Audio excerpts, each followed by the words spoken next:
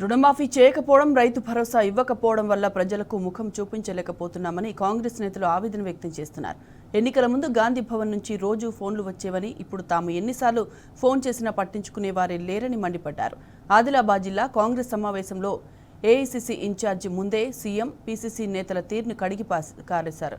Nominated పోస్టులు ఇంకెప్పుడు ఇస్తారని నిలదీశారు.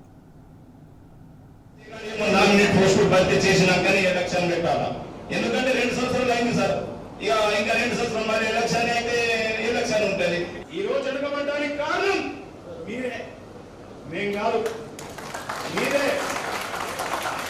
ఈ రోజు వెనుకబడడానికి కారణం మన నాయకత్వమే. మరి ఎన్ని రోజులు ఒకటికి మండల ప్రెసిడెంట్, ఒకరే మండల ప్రెసిడెంట్ ఉంటాడు. మరి వారికి ప్రమోషన్ ఇవ్వరా?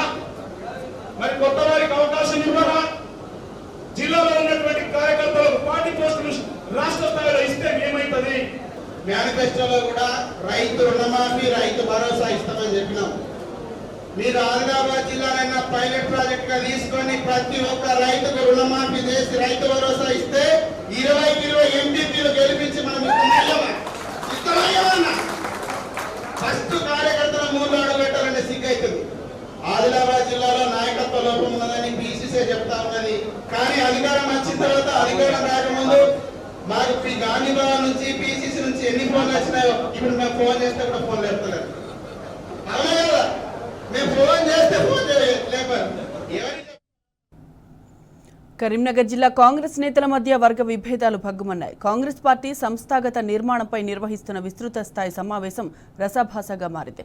సమావేశానికి ముఖ్య అతిథిగా హాజరైన ఏఐసీసీ కార్యదర్శి విశ్వనాథన్ పెరుమాళ్ ముందే కాంగ్రెస్ నేతలు తన్నుకున్నారు.